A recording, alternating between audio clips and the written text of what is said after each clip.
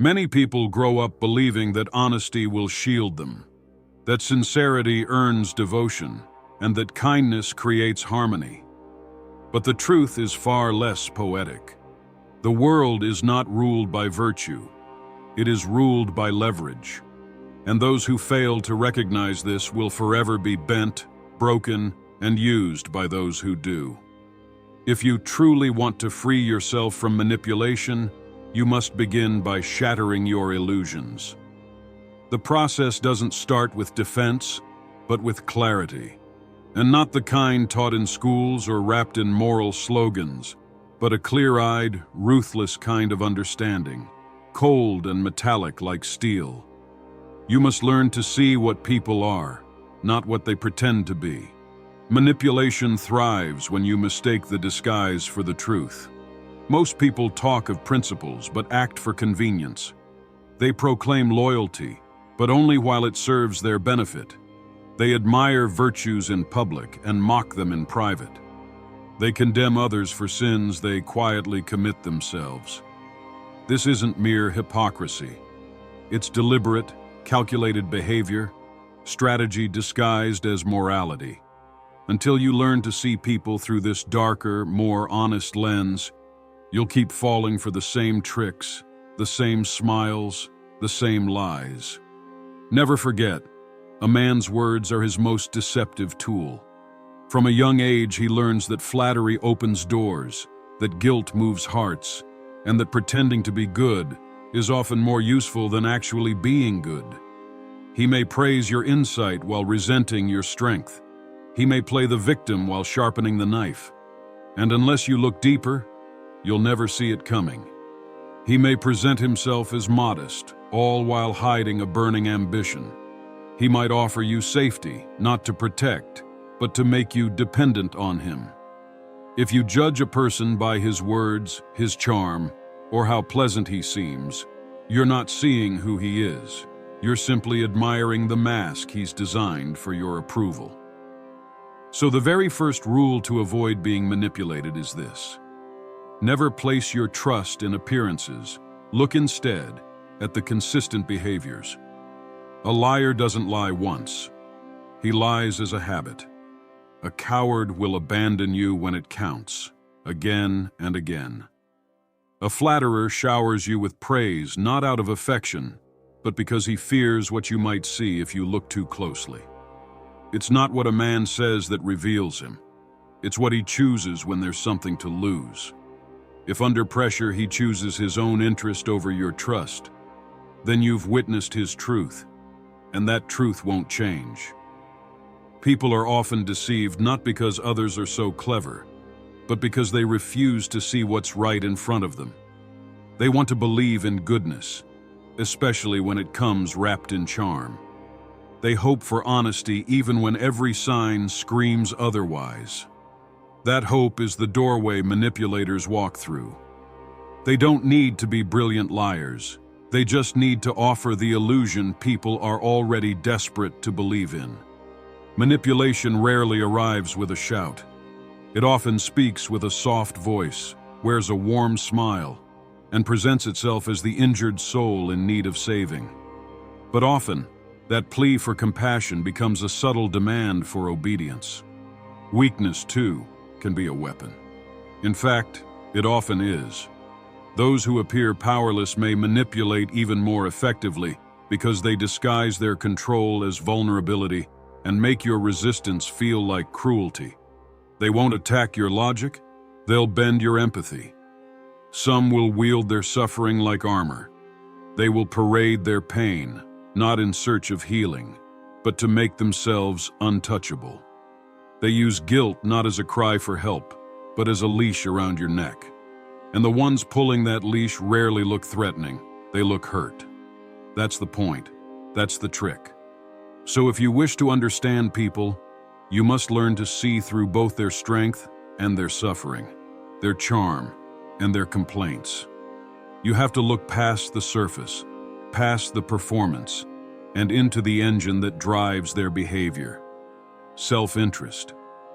This isn't pessimism, it's precision. Because once you understand what motivates someone, You understand how they can be turned, where they're vulnerable, and when they're pretending. You'll know when to trust them, and more importantly, when not to. Trust should never be your default setting. It must be earned over time through contradiction, through scrutiny, and even then, it should be measured. To trust someone completely is to hand over your perception, your choices, and your destiny. No one, not even the most honest person, is immune to temptation. The most moral man may still betray you if the reward is high, the pressure unbearable, or if you simply become inconvenient to him. Knowing this doesn't make you bitter, it makes you sharp. It doesn't mean hating people, it means seeing them clearly. The world is not governed by good intentions, but by perception, by leverage, and by those who know that appearing kind is often more useful than being kind. Genuine kindness, when displayed openly and without caution, doesn't mark you as noble. It marks you as vulnerable. And in a world driven by power, those who aim to please become tools waiting to be used. Many grow up hearing that being good makes you safe, that being obedient ensures protection, that being liked is enough. But these are lies.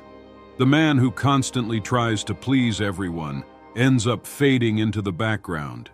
His opinions are watered down, his presence forgettable, his influence non-existent.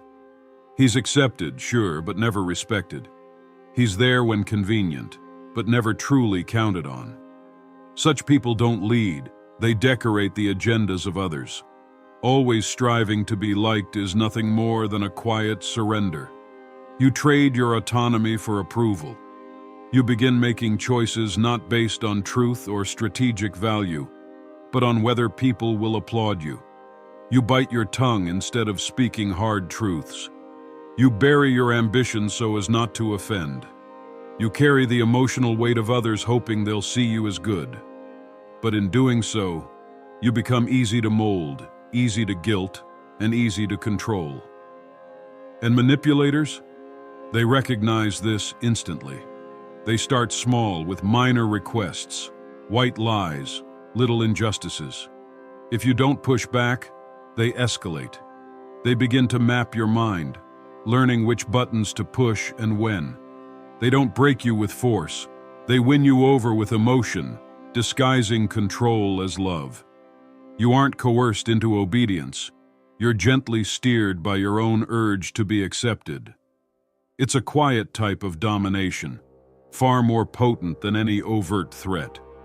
But the man who waits, who observes in silence, who thinks before he speaks or gives, this man is not so easily swayed. He doesn't offer praise without intent, nor does he give freely.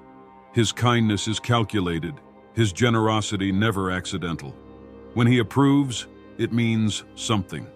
His smile may seem warm, but behind it lies an alert and vigilant mind. True awareness combined with kindness is rare. Most kindness is either staged or naive. The performer offers it as a trade, expecting something back. The naive do so in the belief that the world returns what it receives. But the aware man knows kindness is a tool, effective when used carefully, dangerous when handed out without thought. He chooses when to use it and when to withhold it. He's not cruel, but he's never gullible. The powerful understand that creating space builds respect. If you're always around, always agreeable, always accommodating, you lose your value. You become predictable, replaceable. Authority doesn't come from volume or threats, but from mystery, from restraint, from presence. The one who waits to speak often says what's remembered. The one who acts with intention, not emotion, is the one others follow. Respect doesn't demand cruelty, but it does require the strength to be misunderstood, to say no, to walk away, to be called cold. When your emotions can't be used against you, people change how they interact with you. They think twice before making demands, knowing you won't bend just to keep the peace. You're no longer the easy target. You're the anchor in a shifting sea. The overly kind man has many who like him, but few who stand with him. He's admired, but not protected. He's constantly asked for favors, but rarely has control. His affection is taken for weakness. And when he finally pushes back, when he finally refuses, the masks of those around him fall, and he sees the truth he's long avoided. Every man lives under judgment, not just from watching eyes, but from the assumptions, labels, and expectations others place on him. In this world, what matters is not what is true, but what appears to be. You can possess strength, integrity, wisdom. But if the world doesn't see it, if others tell a stronger story about you, it won't matter.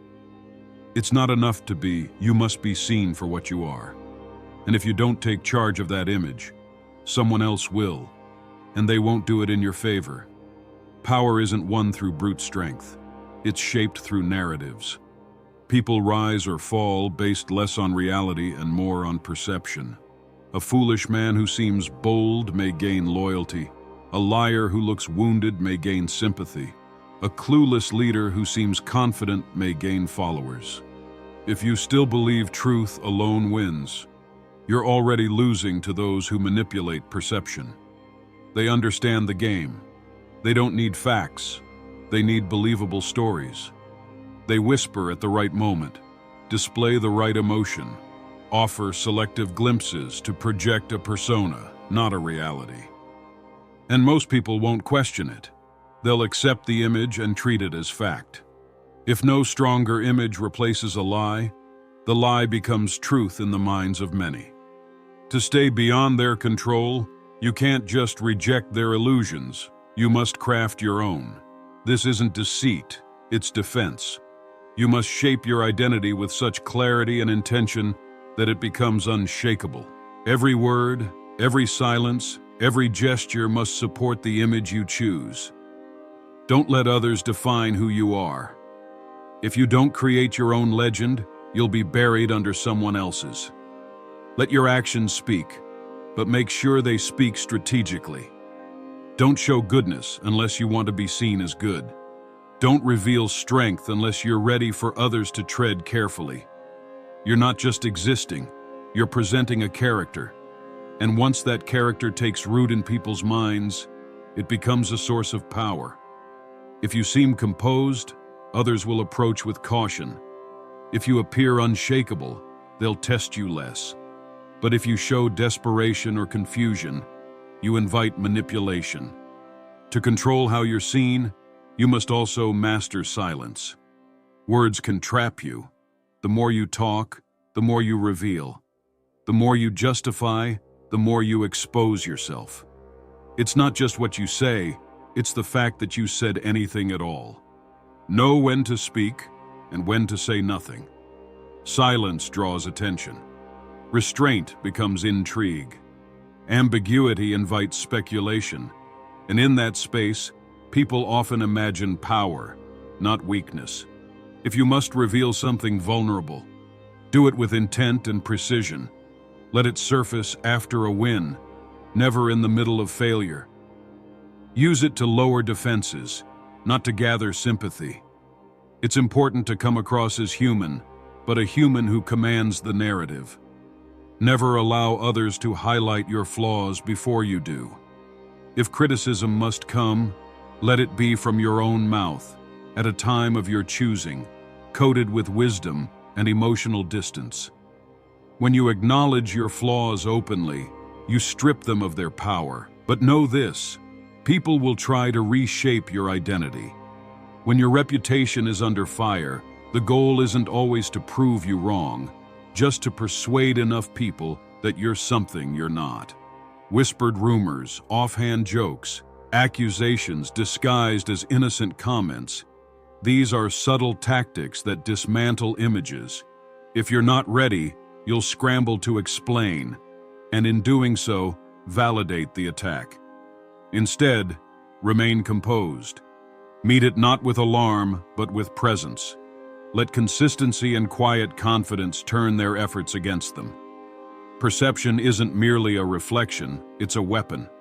It can elevate you beyond your capabilities or crush you beneath invented truths. In every interaction, someone is watching, judging. Are you a threat or are you prey? The one who reveals too much becomes a roadmap for others to exploit. Every emotion laid bare, every ambition confessed, every plan exposed becomes a tool for someone smarter, colder, more calculating. If you broadcast your intentions, you invite interference. If you bare your soul, you invite manipulation. What can be seen can be analyzed, predicted, and controlled. What remains hidden cannot be touched. Many fall into this trap while seeking connection or approval. They mistake transparency for power, offering their thoughts as a sign of trust, their pain as proof of authenticity, and their goals as a plea for admiration. But that isn't strength, it's exposure. It's giving up mystery, leverage, and unpredictability. The more someone knows how you function, the easier it is to pull your levers. Your intentions are your blueprint. Handing them over before the battle even starts is giving away your edge. Those who grasp the nature of power layer their strategies, hide their motives. They speak without revealing much. They act without offering explanations. Their silence isn't confusion, it's control. They understand that clarity can be a liability, and that only what's hidden can remain safe. Often, the urge to speak comes not from power, but from restlessness. A man starts building something, an idea, a path, an opportunity, and wants it seen, praised, recognized. He looks for applause before the work is done. And when he speaks, he arms his opponents. The jealous will try to destroy what they see taking shape. The ambitious will steal the vision and move quicker. The fool will laugh simply because he cannot grasp it. What might have been powerful in silence becomes fragile once exposed. Even among allies, caution is vital. Loyalty is rarely unconditional. The one who seems aligned today may chase another interest tomorrow.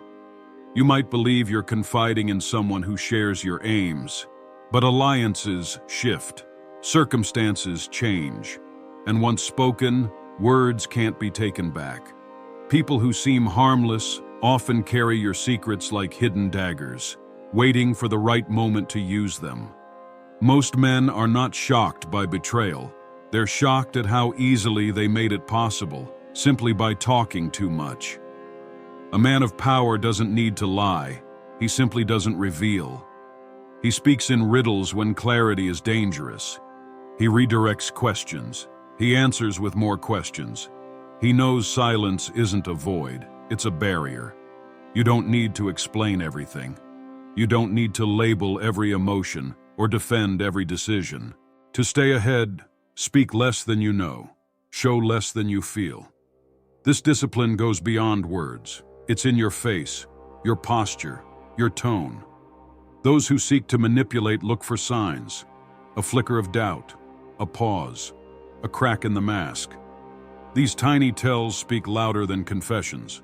Keep your emotions under control, your intentions cloaked. Let others wonder.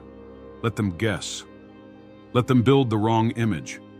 And once they think they understand you, shift. Change rhythm. Break the pattern. Refuse to be figured out. Unpredictable, untouchable, and immune to coercion.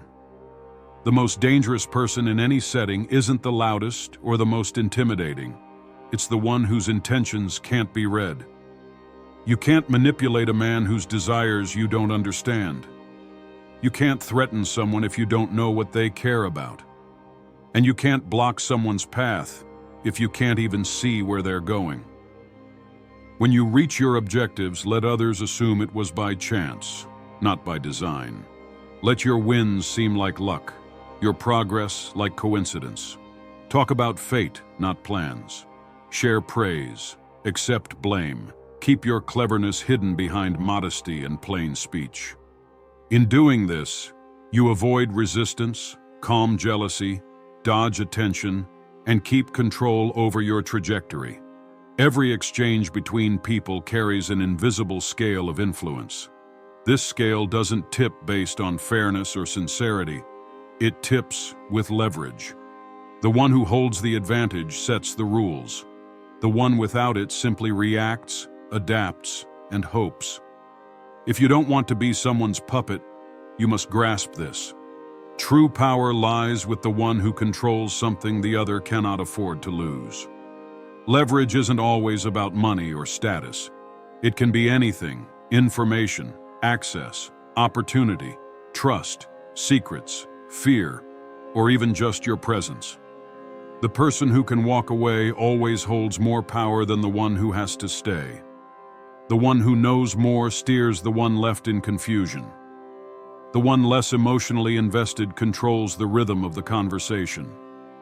This isn't cruelty, it's the structure of influence. Those without leverage often become dependent, molding their actions around approval. They apologize excessively not out of guilt, but fear. They say yes when they mean no, give more than they can spare, hide their truth to keep the peace, and stay in draining roles because they fear the fallout of leaving. These aren't personality traits. They're the marks of someone without leverage, someone the other side doesn't fear losing. Manipulators understand this intuitively. They don't push with force, but probe gently. They request your time, your patience, your silence, your forgiveness, gradually asking for more. If you never resist, you teach them exactly how far they can go. Once your limits are charted, they'll be crossed with skill. The longer you go along, the harder it is to reclaim your ground. Obedience, repeated, becomes identity. To gain leverage, you must build self-reliance, not just the belief that you could survive alone, but the actual capability to do so. Independence isn't a mindset, it's an infrastructure. It's having options, not just optimism. It's creating exits, while others sleep comfortably in cages. Most people are trapped not by force, but by dependence. They fear disruption because they've built no backup plan.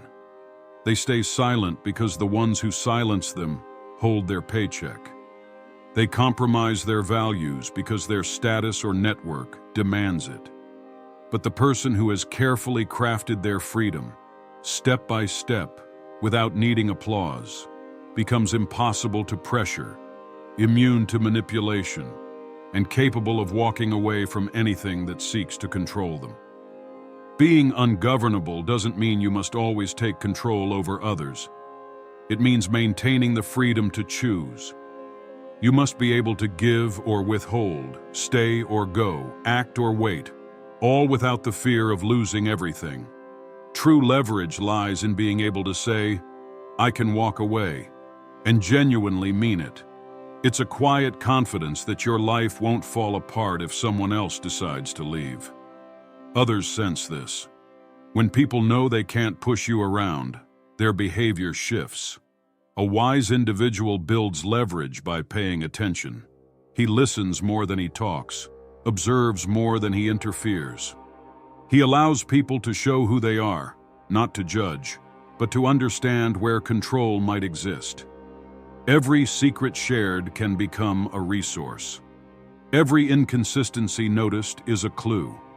The manipulator feeds off what you expose.